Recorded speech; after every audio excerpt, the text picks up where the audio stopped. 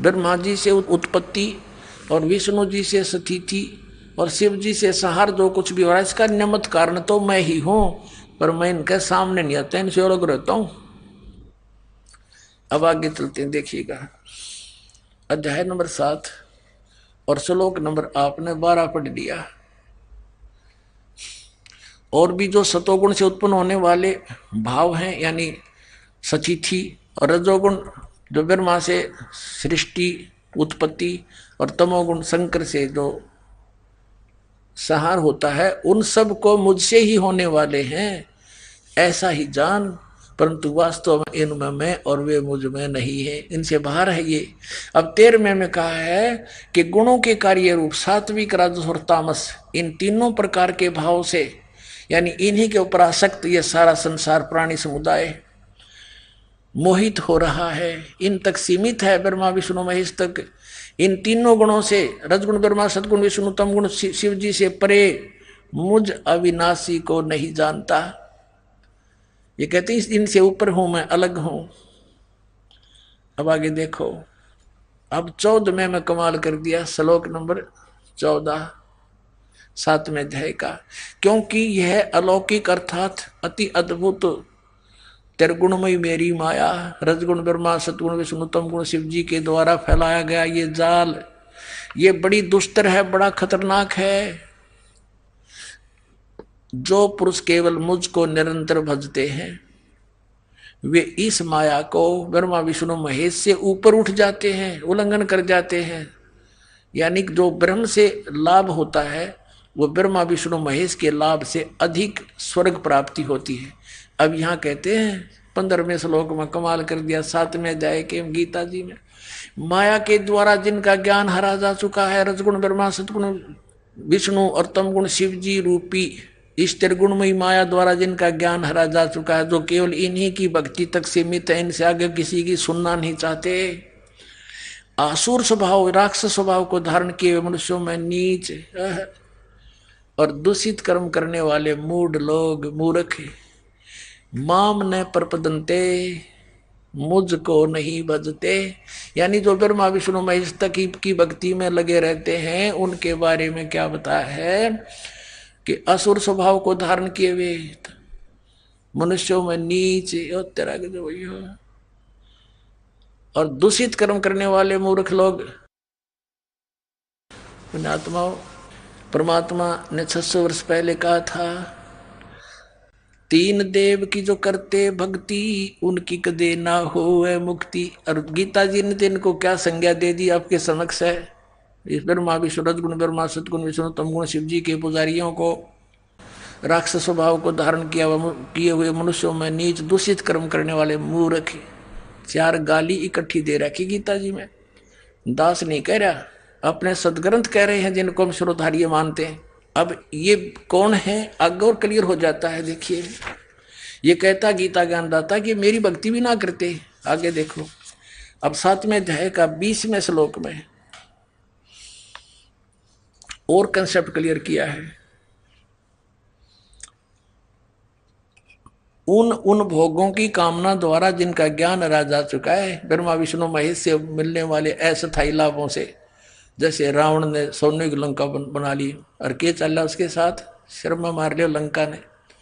उन भोगों की कामनाओं के द्वारा जिनका ज्ञान हरा जा चुका है, वे अपने स्वभाव से प्रेरित होकर उस नियम का धारण करके अन्य देवताओं को भजते हैं। ब्रह्मा विष्णु महेश भी अन्य देवताओं में आते हैं, अर्थात उनकी ही पूजा करते हैं। और 21 में क्या कहा, 7वें अध्याय के 21वें श्लोक, अब जो सकाम भक्त जिस देवता के स्वरूप को श्रद्धा से पूजना चाहता है, उस भक्त की श्रद्धा को मैं उसी देवता के प्रति स्थिर कर देता हूँ। मैं देता हूँ उनको, थोड़ा बहुत लाभ मिलता है तो मैं वहाँ फिट रखता हूँ उनको। कभी विष्णु के रूप में प्रकट हो जा, किसी के शिव जी के रूप में। अब 22 में क्या कहा है कि वह पुरुष उस श्रद्धा से युक्त होकर उस देवता का पूजन करता है, यानी ब्रह्मा विष्णु महेश की ही बारे में कहा है, और उन देवताओं से मेरे द्वारा ही विधान किए हुए उन इच्छित भोगों को निसंदेह प्राप्त करता है। यानी मैंने उनको थोड़ी सी पावर दे रखी है, उन्हीं से प्राप्त करता है थोड़ा बहुत। परंतु उन अल्प बुद्धि वालों का, मूर्खों का, उन अल्प बुद्धि मंद बुद्धि वालों का वह फल नासवान है, ब्रह्मा विष्णु महेश के पूजने वालों का। और देवताओं को पूजने वाले देवताओं को प्राप्त होते हैं, और मेरे भक्त मुझको प्राप्त होते हैं। यही नड़ा दिया, चाहे जैसे भी भजे। ये अनुवादकर्ता की बकवाद है, मूल पाठ में नहीं है। इसमें मेरे भक्त मुझको प्राप्त होते हैं, इसने तो अपना बता दिया, मेरा ओम नाम है 8वें अध्याय के 13वें श्लोक में, और कुछ नहीं बजना। इन्हें कह दो जैसे चाहे भजे। अभी ना अपना डंगा केड़ा दिया, जैसे चाहे का अर्थ कर दिया। हरे राम हरे कृष्ण राधे राधे श्याम लादे, चाहे कुछ भी जाप कर ले उसी तो मिले। ये है अनुवादकर्ता की बकवाद, अज्ञान सोच। और गीता में तो लिखा है 8वें अध्याय के 13वें श्लोक में, ओम इति एकाक्षरम ब्रह्म व्यवहारण माम अनुसमरण यह प्रयाति तदंदेहम सयति परमाम गतिम। मुझ ब्रह्म का केवल एक ओम अक्षर है, नथिंग एल्स। और जो इसकी साधना करता है, अंतिम सांस तक भक्ति करता हुआ जाता है, तो इस परम गति को प्राप्त होता है। ओम से कौन सी परम गति होती है? ब्रह्मलोक प्राप्ति होती है। और 8वें अध्याय के 16वें श्लोक में लिखा है कि ब्रह्मलोक पर्यंत भी ये पुनरावृत्ति में वहां गए हुए फिर वापस आते हैं, जन्म मृत्यु होती है। अब यहां प्रसंग चल रहा है अपने आत्माओं के इन तीनों देवताओं की भक्ति से क्या लाभ होता है। और ये शास्त्र विधिता का मनमाना आचरण है, तीनों देवताओं की भक्ति। आगे दिखाते हैं गीता जी अध्याय नंबर 16 के और श्लोक नंबर 23 में कहा है कि अर्जुन, जो शास्त्र विधि को त्याग कर मनमाना आचरण करते हैं, यानी जो पवित्र सदग्रंथों में वे ऑफ वर्शिप नहीं लिखी है, साधना की विधि, और उसके आधार से जो भक्ति करते हैं उनको कोई लाभ नहीं होता। देखिएगा, यह है श्रीमद् भगवद गीता अध्याय नंबर 16, श्रीमद् भगवद गीता अध्याय 16 का श्लोक नंबर 23। जो पुरुष शास्त्र विधि को त्याग कर अपनी इच्छा से मनमाना आचरण करता है, वह न तो सिद्धि को प्राप्त होता है, न परम गति को, और न सुख को ही।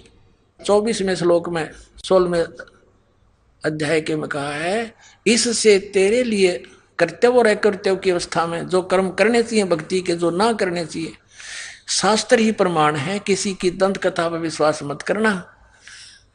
ऐसा जानकर शास्त्र विधि से नियत यानी शास्त्र अनुकूल कर्म करने योग्य है, कर्म ही करने योग्य हैं, यानी और कर्म नहीं करना। जो गीता में लिखा वही मंत्र जाप करना, उतनी ही क्रिया करना। अब श्रीमद् भगवद गीता में किसी भी मंत्र के जाप का प्रावधान नहीं है। 8वें अध्याय के 13वें श्लोक में गीता ज्ञानदाता कहता है, मुझ ब्रह्म का केवल एक ओम मंत्र है, और इसकी साधना करोगे तो मुझे प्राप्त होगे, ब्रह्मलोक में चले जाओगे। 8वें अध्याय के एक मंत्र में अर्जुन ने पूछा कि प्रभु, आपने 7वें अध्याय के 29वें श्लोक में जिस तत्परम के विषय में कहा है वो किम तत्परम, कि उसको जानकर फिर व्यक्ति जराम और मन से छूटने का प्रयत्न करता है और अन्य किसी वस्तु की डिमांड नहीं रखता, इच्छा नहीं रखता, वो किम तत्परम 8वें अध्याय के एक श्लोक में पूछा अर्जुन ने। उसका उत्तर दिया गीता ज्ञानदाता ने 3रे श्लोक में 8वें अध्याय के में कि वो परम अक्षर ब्रह्म है। 8वें अध्याय के 5 और 7 में तो गीता ज्ञानदाता अपने विषय में बताता, तू मेरी भक्ति कर और युद्ध भी कर, मुझे प्राप्त होगा।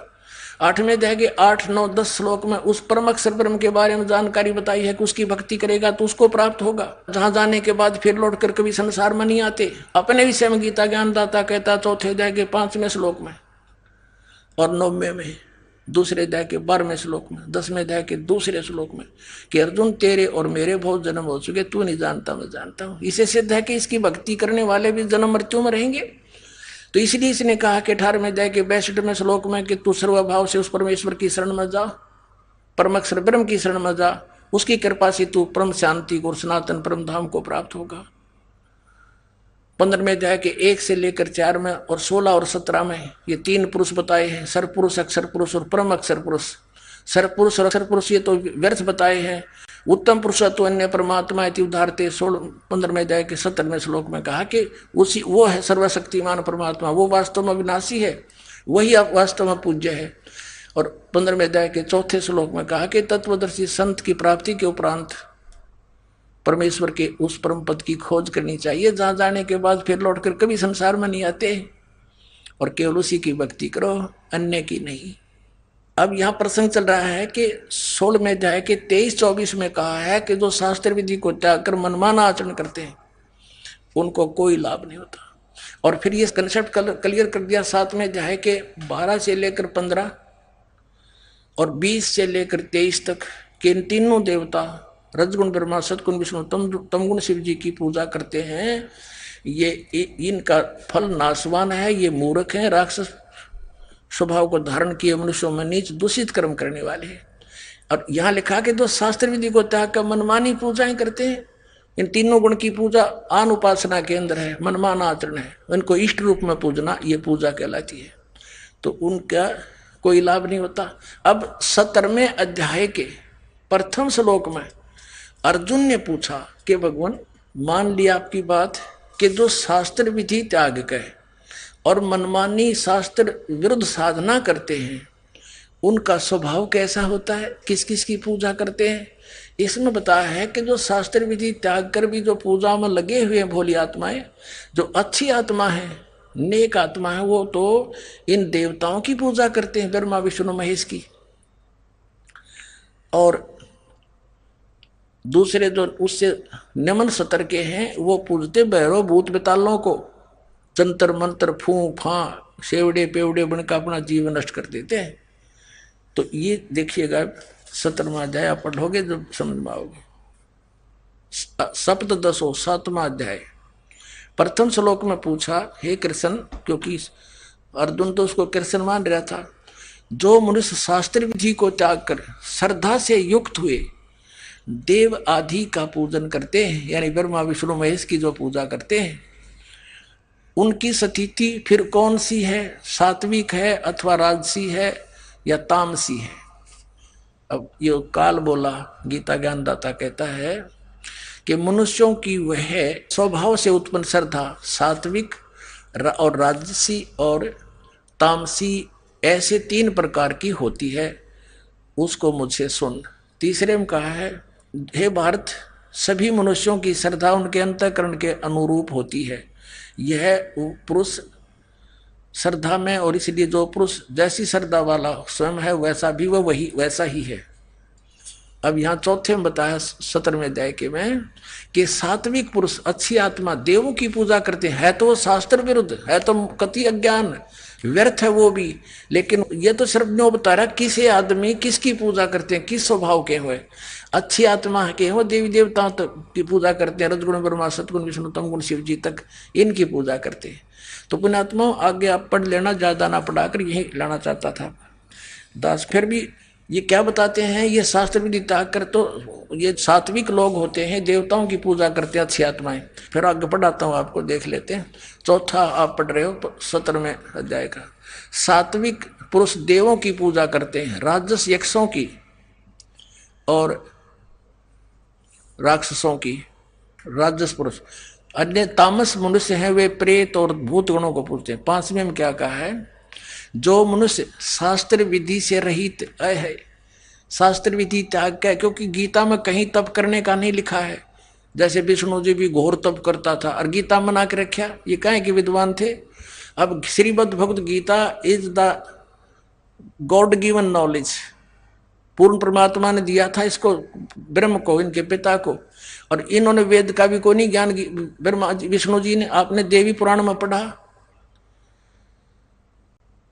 प्रथम स्कंद में है, विष्णु जी कह रहा है कि मैं घोर तप को तपता हूं, हजारों वर्षों तक बैठा रहता हूं, और फिर राक्षसों को बैटरी चार्ज करके फिर राक्षसों को मारता हूं। और गीता में लिखा है जो घोर तप को तपते हैं वह कितने मूर्ख हैं। देखिए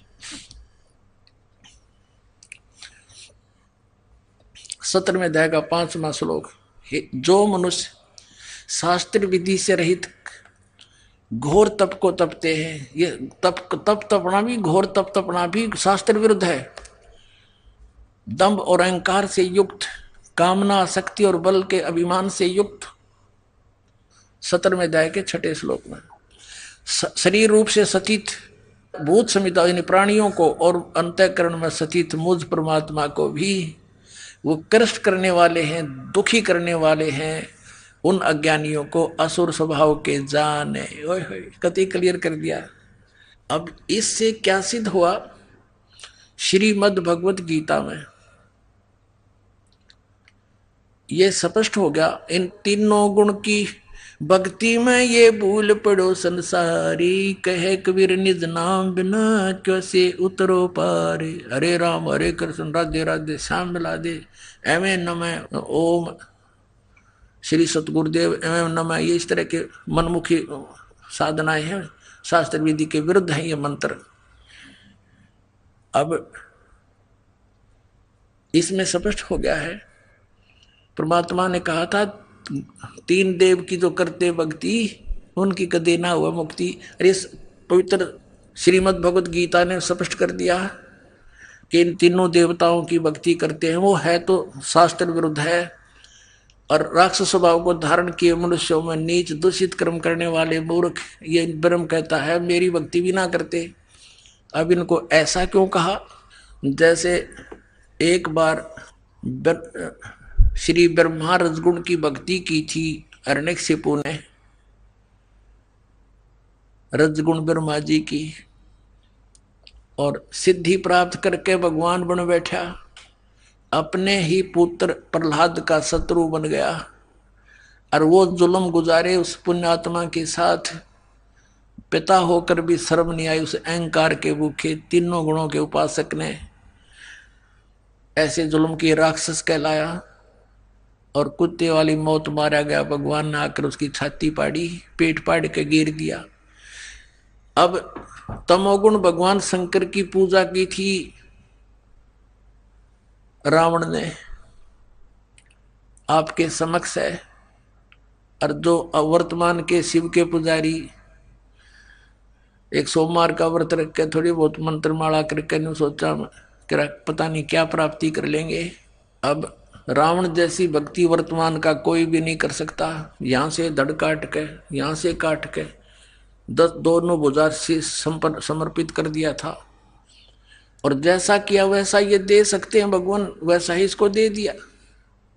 लेकिन दुर्बुद्धि नहीं गई, राक्षस कहलाया, कुत्ते वाली मौत मारा गया। और कैसा दूषित कर्म किया, अपनी ही माता को, सीता को उठा लाया, जो शंकर भगवान के बड़े भाई की पत्नी थी, उसको उठा लाया। पत्नी बनाने की चेष्टा कर रहा था अपनी मां को। इसे दुष्ट और कौन होगा, दूषित कर्म और क्या होगा? कुत्ते वाली मौत मारा गया और राक्षस कहलाया। एक भस्मागिरी नाम का साधक था, तपस्वी था, तमोगुण श्री शिव का उपासक। और शिव जी के गेट के सामने, मेन गेट के सामने ऊपर को पैर करके नीचे न सिर करके तपस्या करने लग गया। 12 वर्ष तक सिरासन पर रहा। एक दिन पार्वती जी ने कहा कि भगवान आप तो महादेव हो, देवताओं के देव हो, आप तो जो चाहो सो कर सकते हो, आपके भगत को दे दो जो मांगता है। अब भगवान शंकर ने कहा, शिव जी ने कहा तमोगुण ने कि मांग भाई भस्मागिरी, क्या मांगता है साधु? भस्मागिरी ने कहा जी वचनबद्ध हो जाओ तब मांगो। भगवान शिव ने कहा ठीक है भाई, मैं वचनबद्ध हो गया, प्रतिज्ञा करता हूं तू मांगेगा वही दे दूंगा, वचन है मेरा। उसी से मैं सीधा खड़ा हो गया और कहने लगा भगवान ये भस्म कड़ा दे दो जो आपने हाथ में पहन रखा है। उस भस्म कड़े में एक शक्ति थी, उसको मालूम था कि जिसके सिर के ऊपर ऐसे करके यूं कह दिया कि भस्म, वो व्यक्ति, वो पशु पक्षी भस्म हो जाता था।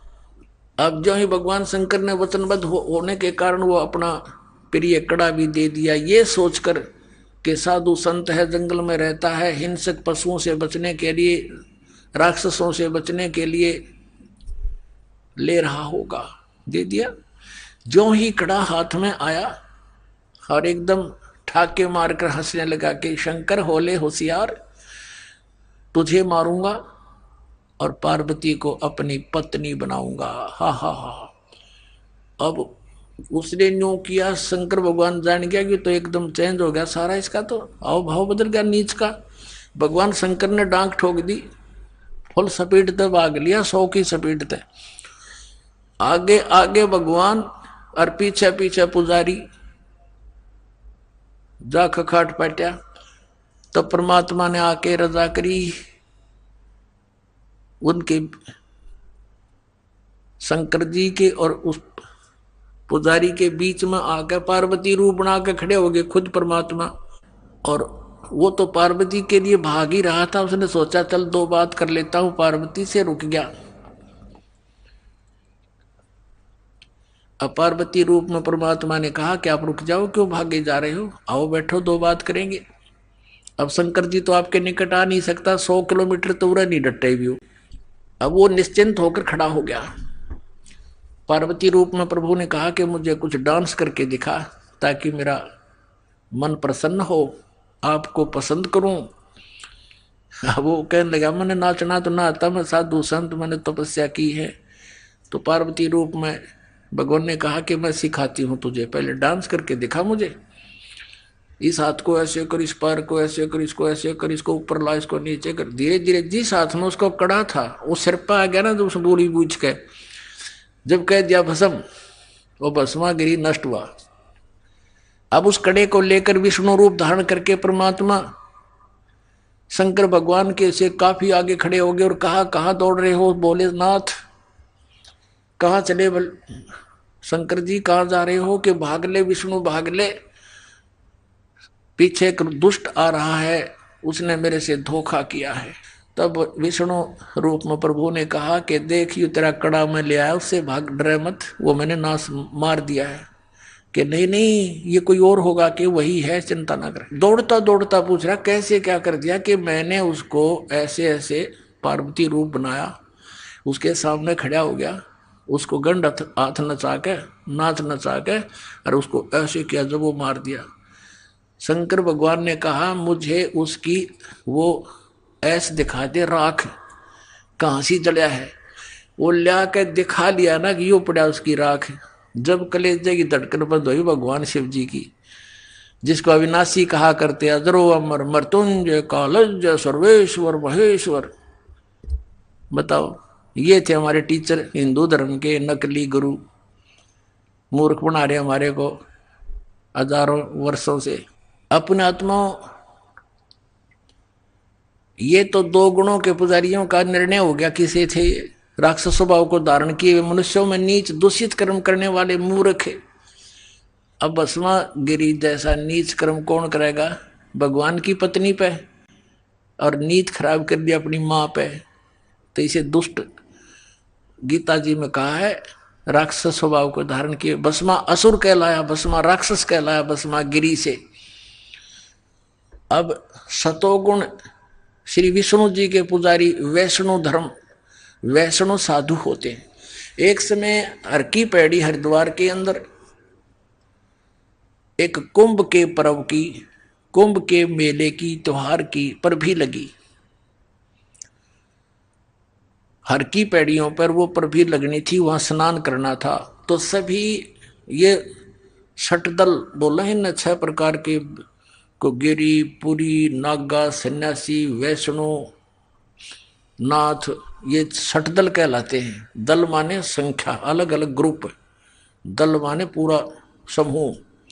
तो ये सब षटदल अपने अपने स्थान पर, अपने अपने डेरों में, अपने अपने ग्रुप में, गिरियों में गिरी, पुरियों में पुरी, सन्यासियों में सन्यासी, नागाओं में नागा, वैष्णों में वैष्णो साधु जा करके अपने ग्रुप में वहां हरिद्वार में इकट्ठे हो गए। ये ऐसा ही करते हैं।